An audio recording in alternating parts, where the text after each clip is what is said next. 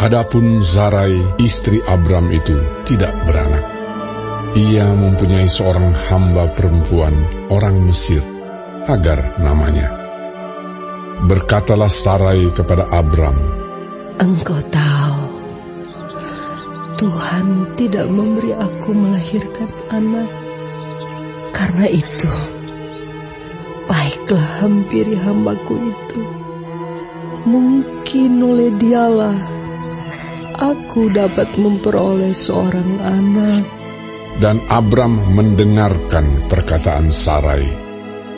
Jadi Sarai, istri Abram itu, mengambil Hagar, hambanya orang Mesir itu, yakni ketika Abram telah 10 tahun tinggal di tanah Kanaan, lalu memberikannya kepada Abram, suaminya, untuk menjadi istrinya. Abram menghampiri Hagar, lalu mengandunglah perempuan itu.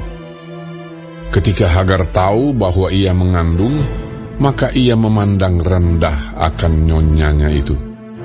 Lalu berkatalah Sarai kepada Abram, "Penghinaan yang kuderita ini adalah tanggung jawabmu. Akulah yang memberikan hambaku ke pangkuanmu. Tetapi baru saja ia tahu bahwa ia mengandung. Ia memandang rendah akan aku. Tuhan kiranya yang menjadi hakim antara aku dan engkau." Kata Abram kepada Sarai, "Hambamu itu di bawah kekuasaanmu. Perbuatlah kepadanya apa yang kau pandang baik." Lalu Sarai menindas Hagar, sehingga ia lari meninggalkannya. Lalu malaikat Tuhan menjumpainya dekat suatu mata air di padang gurun, yakni dekat mata air di jalan ke Syur. Katanya, "Hagar, hamba Sarai, dari manakah datangmu dan kemanakah pergimu?"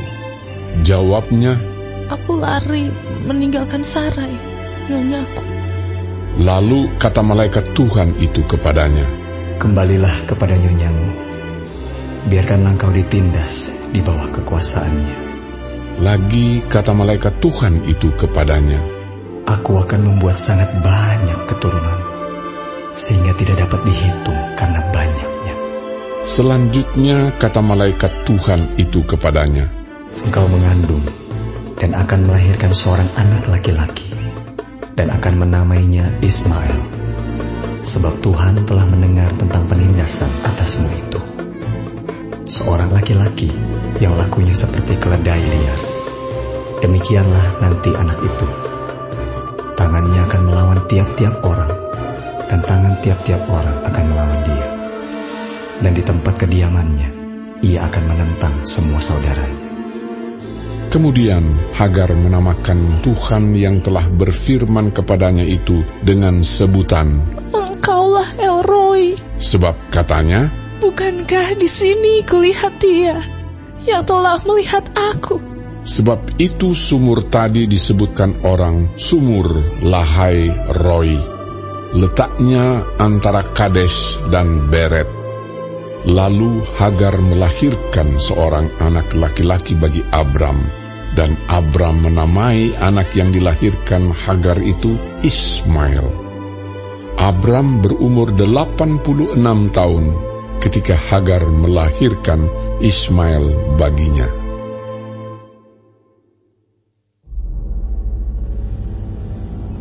Ketika Abram berumur 99 tahun, maka Tuhan menampakkan diri kepada Abram dan berfirman kepadanya, "Akulah Allah yang Maha Kuasa.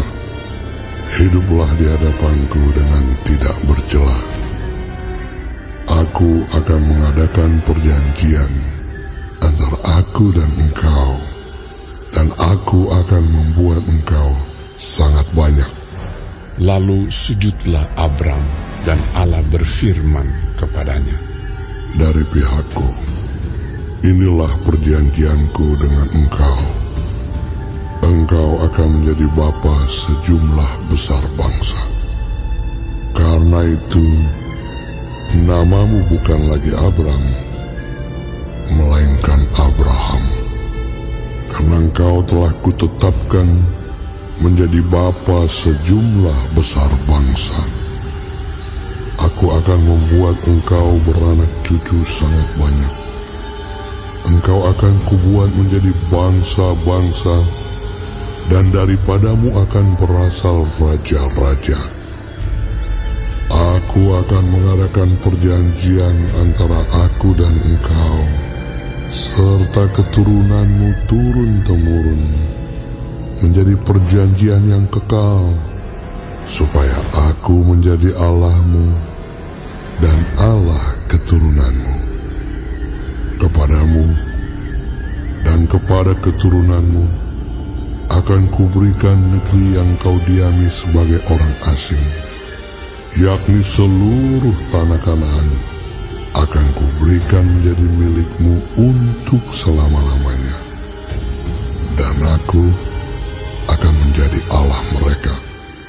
Lagi firman Allah kepada Abraham, dari pihakmu, engkau harus memegang perjanjianku, engkau dan keturunanmu turun-temurun. Inilah perjanjianku yang harus kamu pegang, perjanjian antara aku dan kamu serta keturunanmu, yaitu setiap laki-laki di antara kamu harus disunat, haruslah dikerat kulit katanmu, dan itulah akan menjadi tanda perjanjian antara aku dan kamu. Anak yang berumur 8 hari haruslah disunat, yakni setiap laki-laki di antara kamu turun-temurun, baik yang lahir di rumahmu maupun yang dibeli dengan uang dari salah seorang asing, tetapi tidak termasuk keturunanmu. Orang yang lahir di rumahmu dan orang yang engkau beli dengan uang harus disunat. Maka dalam dagingmu lah perjanjianku itu menjadi perjanjian yang kekal. Dan orang yang tidak disunat, yakni laki-laki yang tidak dikerat kulit katannya, maka orang itu harus dilenyapkan dari antara orang-orang sebangsanya. Ia telah mengingkari perjanjianku. Selanjutnya Allah berfirman kepada Abraham, tentang istrimu Sarai, janganlah engkau menyebut dia lagi Sarai, tetapi Sarah, itulah namanya. Aku akan memberkatinya, dan daripadanya juga aku akan memberikan kepadamu seorang anak laki-laki. Bahkan aku akan memberkatinya, sehingga ia menjadi ibu bangsa-bangsa. Raja-raja bangsa-bangsa akan lahir daripadanya.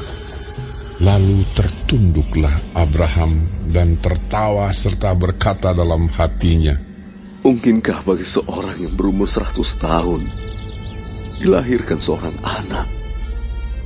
Dan mungkinkah Sarah yang telah berumur 90 tahun itu melahirkan seorang anak? Dan Abraham berkata kepada Allah, sekiranya Ismail diperkenankan hidup di hadapan-Mu. Tetapi Allah berfirman, tidak, melainkan istrimu Sarahlah yang akan melahirkan anak laki-laki bagimu, dan engkau akan menamai dia Ishak. Dan aku akan mengadakan perjanjianku dengan dia, menjadi perjanjian yang kekal untuk keturunannya. Tentang Ismail, aku telah mendengarkan permintaanmu. Ia akan kuberkati, kubuat beranak cucu dan sangat banyak. Ia akan memperanakkan 12 raja, dan aku akan membuatnya menjadi bangsa yang besar. Tetapi perjanjianku akan kuadakan dengan Ishak, yang akan dilahirkan Sarah bagimu tahun yang akan datang pada waktu seperti ini juga. Setelah selesai berfirman kepada Abraham, naiklah Allah meninggalkan Abraham. Setelah itu Abraham memanggil Ismail, anaknya, dan semua orang yang lahir di rumahnya, juga semua orang yang dibelinya dengan uang, yakni setiap laki-laki dari isi rumahnya. Lalu ia mengerat kulit katan mereka pada hari itu juga, seperti yang telah difirmankan Allah kepadanya.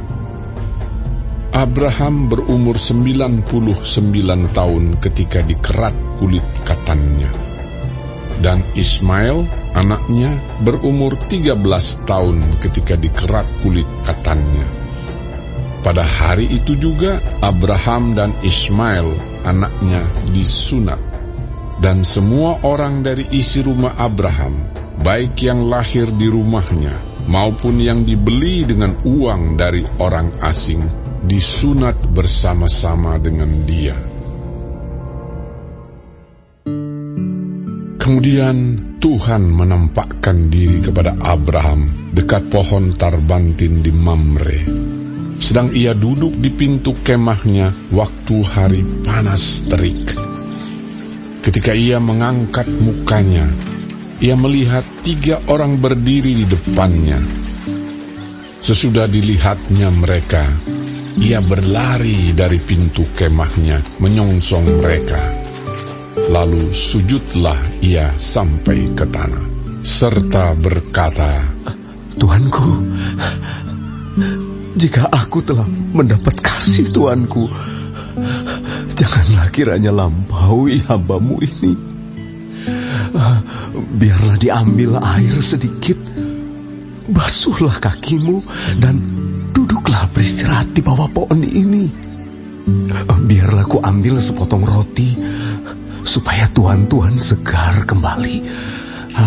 Kemudian bolehlah Tuhan meneruskan perjalanannya, sebab Tuhan telah datang ke tempat hamba-Mu ini. Jawab mereka, perbuatlah seperti yang kau katakan itu. Lalu Abraham segera pergi ke kemah mendapatkan Sarah, serta berkata, segeralah, ambil 3 sukat tepung yang terbaik, remaslah itu, dan buatlah roti bundar. Lalu berlarilah Abraham kepada lembu sapinya. Ia mengambil seekor anak lembu yang empuk dan baik dagingnya, dan memberikannya kepada seorang bujangnya. Lalu orang ini segera mengolahnya. Kemudian diambilnya dadih dan susu serta anak lembu yang telah diolah itu, lalu dihidangkannya di depan orang-orang itu. Dan ia berdiri di dekat mereka di bawah pohon itu, sedang mereka makan. Lalu kata mereka kepadanya, di manakah Sarah, istrimu? Jawabnya, di sana, di dalam kemah. Dan firman-Nya, sesungguhnya aku akan kembali tahun depan mendapatkan engkau. Pada waktu itulah Sarah, istrimu, akan mempunyai seorang anak laki-laki. Dan Sarah mendengarkan pada pintu kemah yang di belakangnya. Adapun Abraham dan Sarah telah tua dan lanjut umurnya, dan Sarah telah mati haid. Jadi tertawalah Sarah dalam hatinya, katanya, akan berakhir ke aku setelah aku sudah layu, sedangkan tuanku sudah tua. Lalu berfirmanlah Tuhan kepada Abraham, mengapakah Sarah tertawa dan berkata, sungguhkah aku akan melahirkan anak, sedangkan aku telah tua? Adakah sesuatu apapun yang mustahil untuk Tuhan? Pada waktu yang telah ditetapkan itu, tahun depan, aku akan kembali mendapatkan engkau. Pada waktu itulah, Sarah mempunyai seorang anak laki-laki. Lalu Sarah menyangkal, katanya, aku tidak tertawa. Sebab ia takut, tetapi Tuhan berfirman, tidak, memang engkau tertawa. Lalu berangkatlah orang-orang itu dari situ dan memandang ke arah Sodom. Dan Abraham berjalan bersama-sama dengan mereka untuk mengantarkan mereka. Berpikirlah Tuhan, apakah aku akan menyembunyikan kepada Abraham apa yang hendak kulakukan ini? Bukankah sesungguhnya Abraham akan menjadi bangsa yang besar serta berkuasa, dan oleh dia segala bangsa di atas bumi akan mendapat berkat. Sebab aku telah memilih dia, supaya diperintahkannya kepada anak-anaknya dan kepada keturunannya, supaya tetap hidup menurut jalan yang ditunjukkan Tuhan, dengan melakukan kebenaran dan keadilan, dan supaya Tuhan memenuhi kepada Abraham apa yang dijanjikannya kepadanya. Sesudah itu berfirmanlah Tuhan, sesungguhnya banyak keluh kesah orang tentang Sodom dan Gomora, dan sesungguhnya sangat berat dosanya. Baiklah, aku turun untuk melihat apakah benar-benar mereka telah berkelakuan seperti keluh kesah orang yang telah sampai kepadaku atau tidak. Aku hendak mengetahuinya. Lalu berpalinglah orang-orang itu dari situ dan berjalan ke Sodom. Tetapi Abraham masih tetap berdiri di hadapan Tuhan. Abraham datang mendekat dan berkata, apakah engkau akan melenyapkan orang benar bersama-sama dengan orang fasik? Bagaimana sekiranya ada 50 orang benar dalam kota itu? Apakah engkau akan melenyapkan tempat itu? Dan tidakkah engkau mengampuninya karena ke-50 orang benar yang ada di dalamnya itu? Jauhlah kiranya daripadamu untuk berbuat demikian, membunuh orang benar bersama-sama dengan orang fasik, sehingga orang benar itu seolah-olah sama dengan orang fasik. Jauhlah kiranya yang demikian daripadamu. Masakan hakim segenap bumi tidak menghukum dengan adil? Tuhan berfirman, jika ku dapati 50 orang benar dalam kota Sodom, aku akan mengampuni seluruh tempat itu karena mereka. Abraham menyahut, sesungguhnya aku telah memberanikan diri berkata kepada Tuhan, walaupun aku debu dan abu, sekiranya kurang 5 orang dari ke-50 orang benar itu, apakah engkau akan memusnahkan seluruh kota itu karena yang 5 itu? Firman-Nya, aku tidak memusnahkannya jika ku dapati 45 di sana. Lagi Abraham melanjutkan perkataannya kepadanya, sekiranya 40 didapati di sana? Firman-Nya, aku tidak akan berbuat demikian karena yang 40 itu. Katanya, janganlah kiranya Tuhan murka kalau aku berkata sekali lagi, sekiranya 30 didapati di sana? Firman-Nya, aku tidak akan berbuat demikian jika ku dapati 30 di sana. Katanya, sesungguhnya aku telah memberanikan diri berkata kepada Tuhan, sekiranya 20 didapati di sana? Firman-Nya, aku tidak akan memusnahkannya karena yang 20 itu. Katanya, janganlah kiranya Tuhan murka kalau aku berkata lagi sekali ini saja, sekiranya 10 didapati di sana? Firman-Nya, aku tidak akan memusnahkannya karena yang 10 itu. Lalu pergilah Tuhan setelah ia selesai berfirman kepada Abraham, dan kembalilah Abraham ke tempat tinggalnya.